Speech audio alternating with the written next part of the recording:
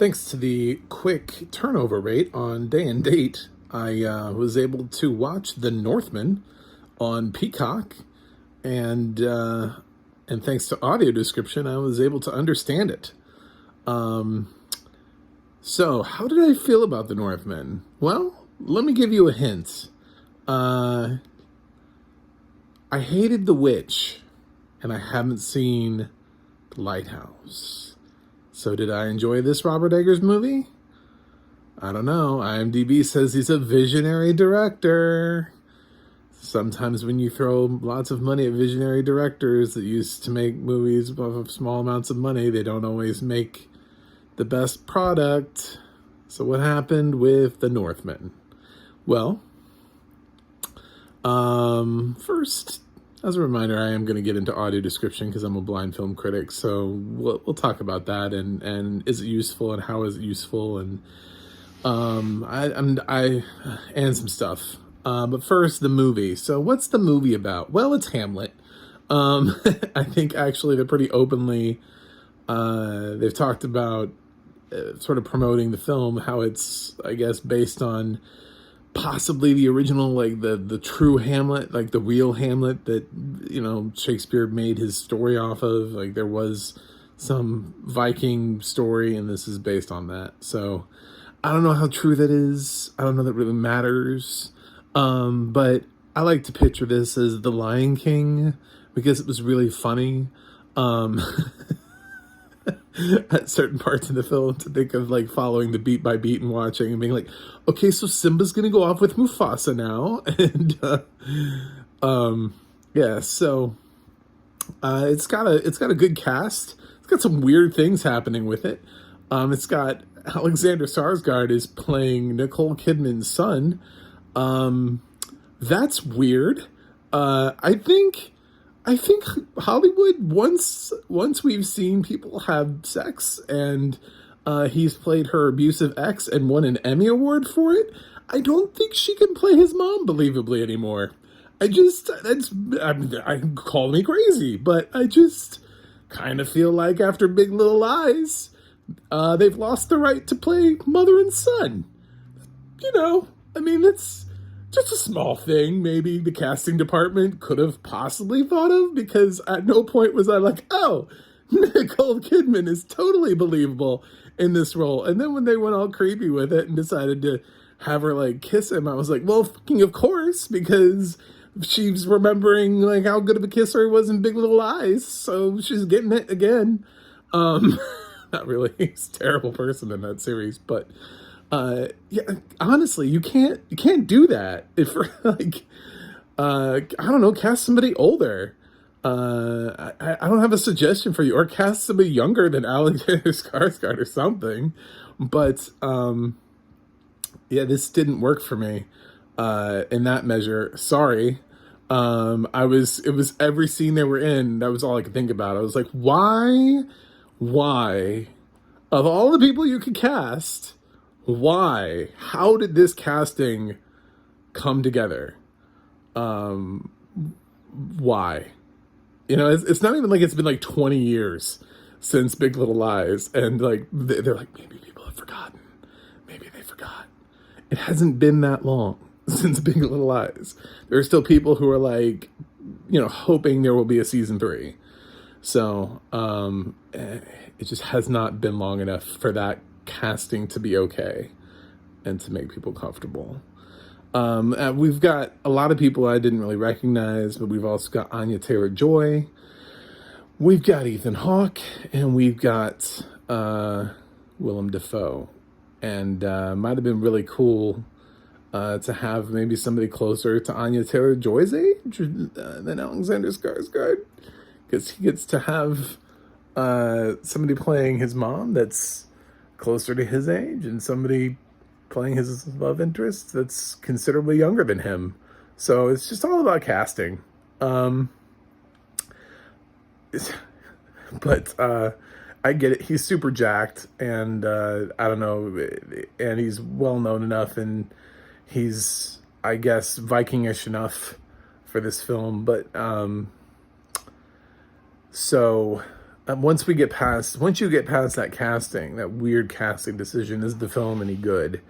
And my answer to that would be, it's 2 hours and 17 minutes.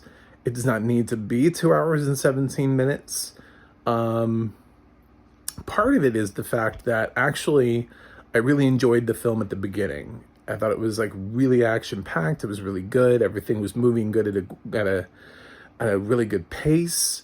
The story was being told at a good pace. I know Hamlet is long as shit, by the way.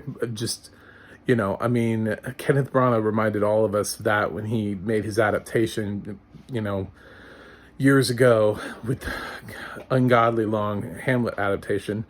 I'm fully aware of how long Hamlet is, but you can cut things shorter. And this is not a faithful adaptation. I mean, they're decapitating people and monsters and witches and horses and volcanoes and just a whole bunch of random shit is in here.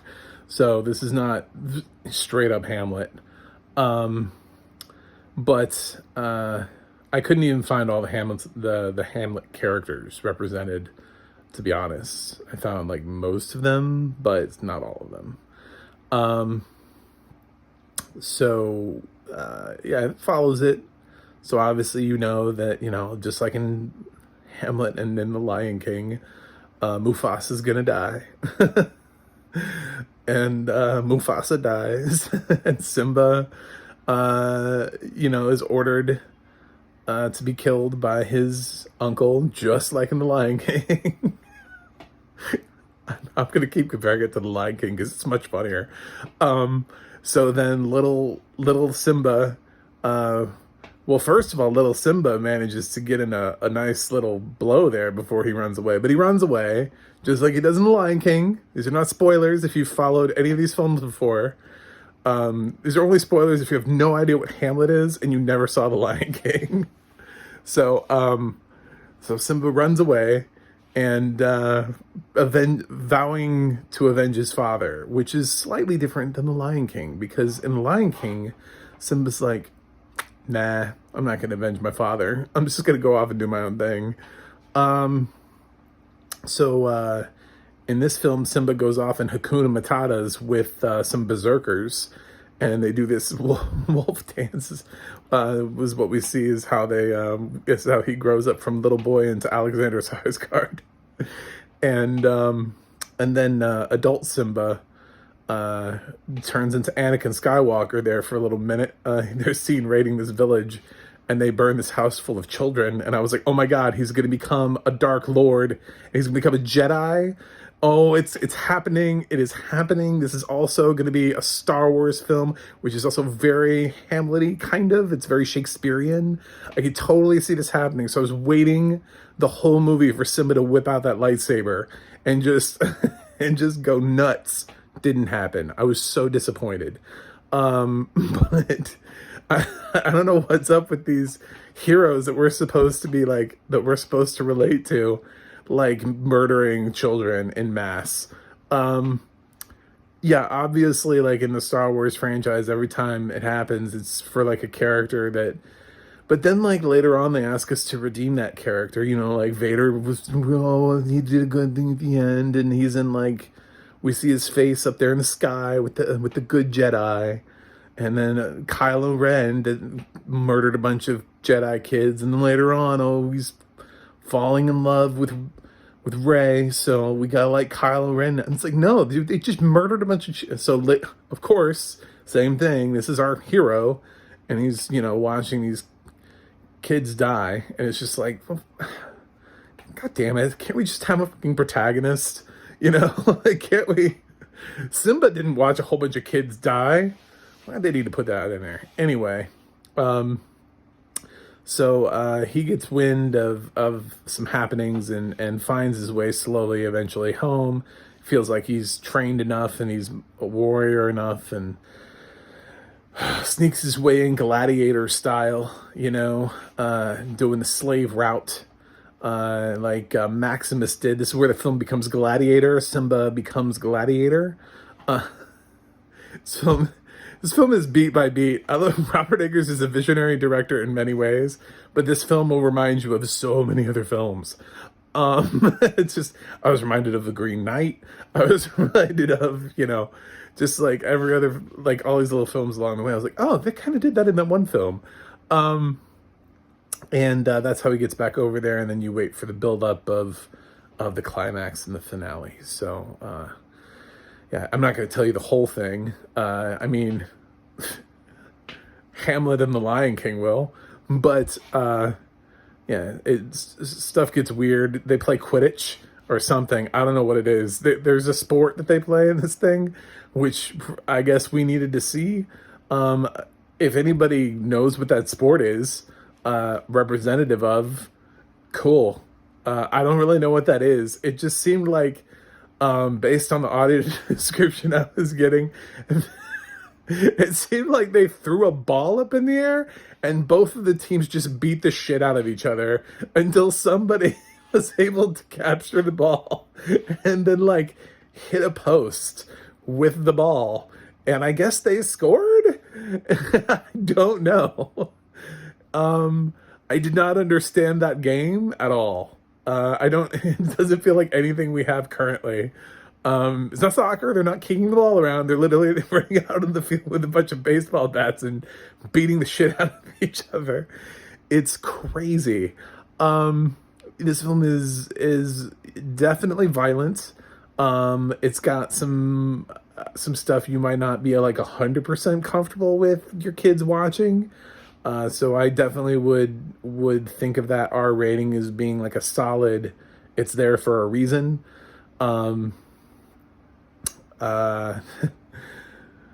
There's some interesting stuff done with blood a couple of times, even blood that comes at a certain time of the month, is that's in here.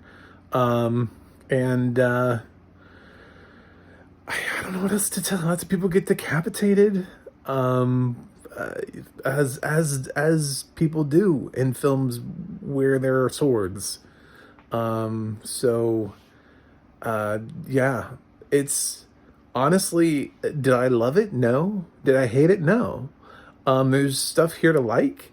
I don't think the pacing is good. I feel like the film is constantly trying to change its pace.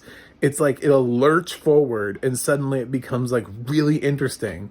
And then like you have like 15 minutes of like, oh my God, this is amazing. And then it just stops.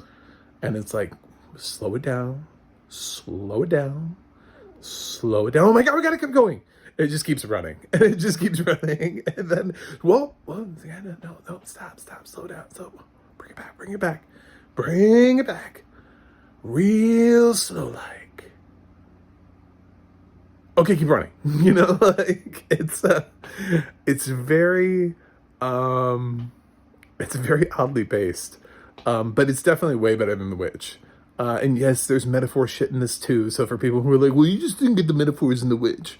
It's like, no, The Witch was just boring. It was just boring and it was just dumb. And the whole film just, whatever. I mean, I know there are people, but I've heard people who were like, I watched The Witch 4 times before I liked it. And it's like, you shouldn't have to watch anything 4 times before you're like, oh, I think I understand it now. It's like, okay. My God, you watched that 3 times without ever, you were just hoping like on a wing and a prayer that eventually like it would just click in your brain and you'd be like, oh, this film's good now. Yeah. So, audio description on this. First of all, Peacock, I gotta be, listen, I complain a lot about how the streaming services, they like to cut you off. After the credits, they're like, fuck credits. Peacock has, at this point in time, I have yet to actually literally encounter an event like Peacock's fuck credits that was on this one that is any more egregious. If people in the industry who were in the credits experienced what I experienced, like someone would sue NBC because literally it was like The Northman, directed by Robert Eggers, and I was in I like was pulled into something else. I don't even know I don't know who the director of photography is. I don't even know who wrote the fucking movie. Like the whole thing, it's just like directed by Robert Eggers, gone. And I was in something else. And it just pulled me into like a TV show or something. I was like, what in the holy hell? Like it didn't even slightly give me credits, like man, I got like directed by Robert Eggers. That was all I got. No cast, no producers, nothing, no audio description, none, gone, just immediately. And I don't even know, like, even if the app was working appropriately and there was some sort of like continue button, I mean, man, I would have had to move quick. I mean, there was the title card and it was directed by Robert Eggers. Well, how quickly do I have to move to stay in the credits? Jesus. So, yeah, that was insane. I have no idea who audio described this, but they did a good job.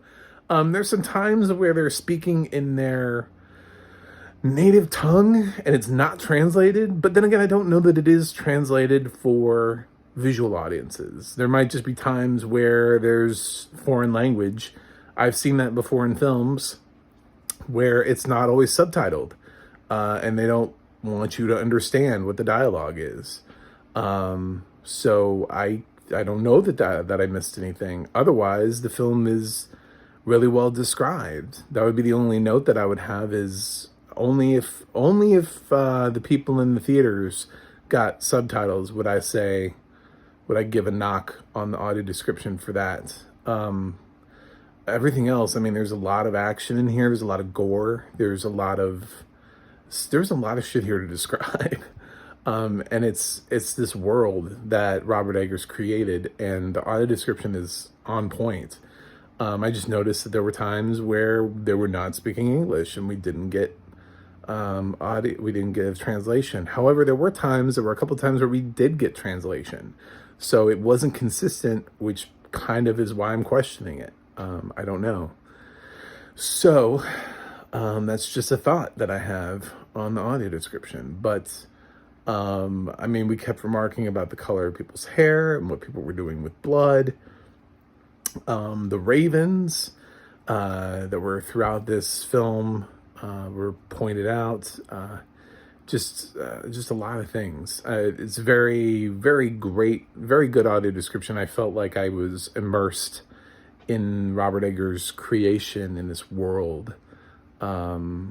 So I have no idea. I mean, some people have talked about this being an Oscar film. I don't know. I don't think this is, but stranger things have happened. It's just, it came out so early. My gut instinct is that if Robert Eggers' other films weren't loved by the Academy, I just don't think this one's going to make it either. It was a fine film. It's not going to be in my top 10 of the year. I just have a feeling. The pacing issues, and I'm not going to get past the Nicole Kidman, Alexander Skarsgård thing. I know other people will, and that's fine. But I just thought it was too stupid and hilarious for me to take it seriously. So,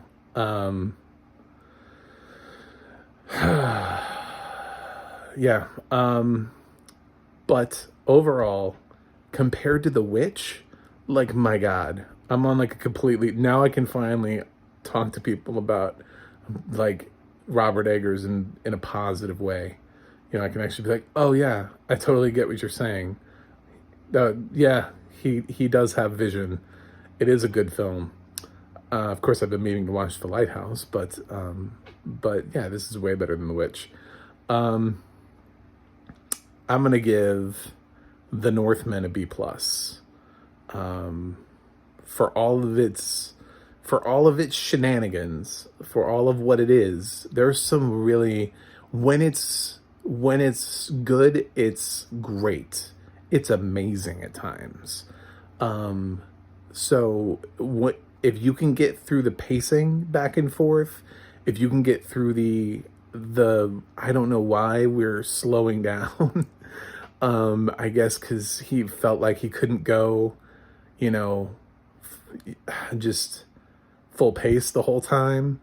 If you can, if you can handle that pacing, it's fully rewarding. It's a fully rewarding, gory experience, violent, gory Viking experience. So yeah, I was pretty impressed. Anyway, let me know what you think in the comments about the Northman, about the couple from Big Little Lies playing mother and son, and throw me a like and a subscribe. And I'm at 48, so I'd love to pop over that 50. I'm so close. I'm so close. And you can visit my website, macmovieguy.com. You can check out the audio description project, and they'll tell you what movies are audio described and where they are, how to find them. And you can go to theadna.org, which I will do before I write a physical review of this, to see if they happen to have the narrator. And I'll check my sources and stuff. That's theadna.org. And if you like a narrator, you're wondering who's narrating what, you can see if it's over there. And they might have it. That's it for me now. But this is on Peacock. And usually it's only on there for a window, and then it goes away for a little while. So I think you have like a couple weeks to watch this.